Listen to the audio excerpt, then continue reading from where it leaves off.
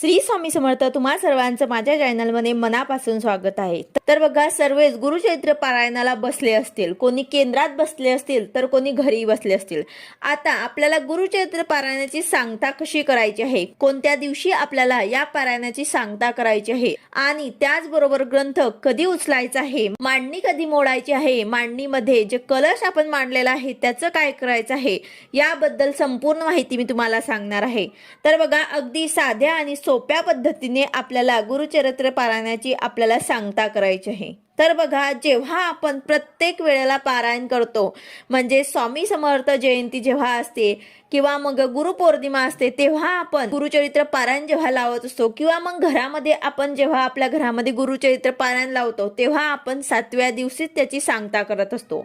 पण आता दत्त जयंती निमित्त जेव्हा आपण गुरुचरित्र पारायणाला बसले आहेत, तर तेव्हा आपल्याला सांगता ही मात्र 8व्या दिवशी केली जाते. कारण दत्त जयंती साजरी केल्यानंतर 8व्या दिवशी या पारायणाची सांगता केली जाते. म्हणजेच काय, तर आपल्याला 4 तारखेला दत्तात्रय जयंती आहे, या दिवसापर्यंत आपल्याला वाचन करायचं आहे आणि 5 तारखेला आपल्याला ग्रंथ जो आहे तो उचलायचा आहे, उद्यापन करायचं आहे. हे 5 तारखेला 10:30ची आरती करायची आहे, त्यानंतर आपल्याला ग्रंथ उचलायचा आहे. तोपर्यंत जे काही नियम आहेत ते आपल्याला नक्कीच पाळायचे आहे. नैवेद्य सुद्धा आपल्याला 10:30ची आरती करून दाखवायची आहे.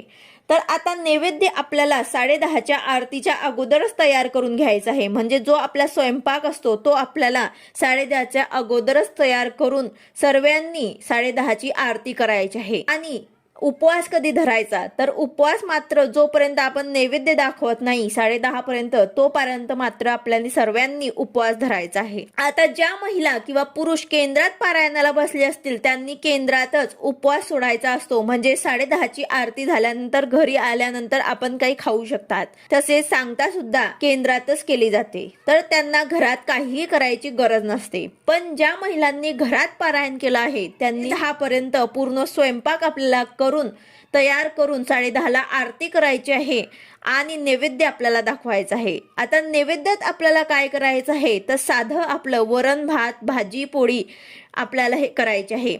शक्यतो घेवड्याच्या शेंगांची भाजी आपल्याला करायची आहे, कारण घेवड्याची भाजी दत्त महाराजांना अतिशय प्रिय आहे. म्हणून नैवेद्याला तुम्ही हे भाजी आवर्जून करा. जर तुम्हाला घेवड्याची भाजी करणं शक्य नसेल तर तुम्ही दुसरी कुठलीही भाजी करू शकतात. अशा प्रकारे तुम्हाला वरण भात भाजी पोळी आणि एखादं गोड पदार्थ सुद्धा तुम्हाला शक्य होईल तर तुम्ही बनवू शकता. जसं की शिरा किंवा मग पुरणपोळी सुद्धा तुम्ही करू शकतात. यथाशक्ती तुम्हाला नैवेद्य बनवायचा आहे. त्याचबरोबर आता नैवेद्य तुम्हाला किती दाखवायचे आहे, तर नैवेद्य तुम्हाला 4 नैवेद्य दाखवायचे आहे. 10:30ची आरती तुम्हाला करायची आहे आणि 4 नैवेद्य तुम्हाला दाखवायचे आहे. आता आपल्याला 10:30ची आरती करणं शक्य नसेल, जर तुम्हाला म्हणजे तुमचा स्वयंपाक जर 10:30च्या आधी झाला नाही पूर्ण, तर तुम्ही 12च्या अगोदर करण्याचा प्रयत्न करा आणि 12ला नैवेद्य दाखवून तेव्हा तुम्ही आरती करू शकतात. तर असं सुद्धा तुम्ही करू शकतात. पण शक्य होईल तोपर्यंत 10:30चीच आरती करा. नैवेद्य 4 दाखवायचे आहे. पहिला नैवेद्य तुम्हाला दत्त महाराजांसाठी दाखवायचा आहे, दुसरा कुलदेवींसाठी, तिसरा स्वामी महाराजांसाठी आणि चौथा आपल्या ग्रंथासाठी. तर अशा प्रकारे तुम्हाला 4 नैवेद्य दाखवायचे आहे. आता ज्यांनी वेगळी मांडणी नाही केली असेल, म्हणजे देवांसमोरच देवघरासमोरच तुम्ही ग्रंथ ठेवला असेल, तर तुम्ही मात्र 2च नैवेद्य सुद्धा दाखवले तरी सुद्धा चालेल. एक ग्रंथासाठी आणि एक आपलं सर्व देवी देवतांसाठी. तर असं सुद्धा तुम्ही करू शकतात. त्याचबरोबर गाईला आणि कुत्र्याला सुद्धा तुम्हाला 2 सांडक्यांवर पूर्ण नैवेद्य दाखवायचा आहे. आता नैवेद्याचं काय करायचं, तर जो ग्रंथाला नैवेद्य तुम्ही दाखवला आहे तो तुम्हाला खायचा आहे. जर तुम्हाला खाणं शक्य नसेल पूर्ण, तर तुम्ही गाईला सुद्धा खाऊ घालू शकतात. तसेच दुसरे जे नैवेद्य आहे ते घरातल्यांनी सर्वांनी प्रसाद म्हणून सर्वांनी खायचे आहे. तर अशा प्रकारे हे नैवेद्य तुम्हाला सर्वांनी घरातल्यांनी प्रसाद म्हणून खाऊन घ्यायचे आहे. त्याचबरोबर आता आरत्या कोणत्या करायच्या आहे, तर तुम्हाला 10:30ची आरती आपल्या नित्यसेवेमध्ये ज्या दिलेल्या आहेत ते तुम्हाला आरत्या करायच्या आहे, प्रार्थना करायची आहे, मंत्र पुष्पांजली करायची आहे. तर अशा प्रकारे तुम्हाला पूर्ण आरती नैवेद्य दाखवून ग्रंथ जो आहे तो त्यानंतर उचलायचा आहे. आता ग्रंथ आपल्याला थोडा हलवायचा आहे, म्हणजे उचलायचा आहे. तर त्यासाठी तुम्हाला 3 वेळा हातात घेऊन स्वामी महाराजांचा जय जयकार करायचा आहे आणि त्यानंतर तुम्हाला हा ग्रंथ जो आहे तो एका स्वच्छ कापडमध्ये म्हणजे एका ब्लाऊज पीसमध्ये तुम्हाला व्यवस्थित गुंडाळून ठेवायचा आहे आणि अशा ठिकाणी ठेवायचा आहे ज्या ठिकाणी आपला वारंवार हात लागणार नाही, कारण हा ग्रंथ जो आहे तो खूप पवित्र आणि 5वा वेद मानला जातो या ग्रंथाला. तर तुम्हाला अशा ठिकाणी ठेवायचं आहे ज्या ठिकाणी आपला वारंवार हात लागणार नाही. यानंतर आता आपण पूजेची मांडणी जर केली असेल वेगळी, तर त्या ठिकाणी आपण कळस मांडला असेल तर नारळाचं आपल्याला काय करायचं आहे, तर नारळ आपल्याला फोडून सर्वांनी प्रसाद म्हणून खाऊन घ्यायचा आहे. किंवा मग तुम्ही गोड पदार्थ बनवून सुद्धा तुम्ही खाऊ शकतात.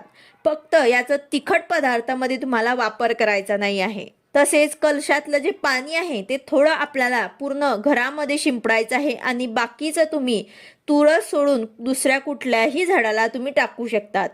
त्याचबरोबर फुलं आणि पानं जे आहेत ते तुम्हाला निर्माल्यात टाकायचे आहे.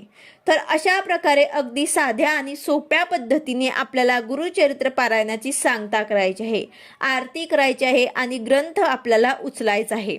आता ही मांडणी जी आहे ते तुम्ही संध्याकाळी सुद्धा मोडू शकतात किंवा मग तेव्हा सुद्धा मोडू शकतात. तर अशा प्रकारे तुम्हाला गुरुचरित्र पारायणाची सांगता करायची आहे.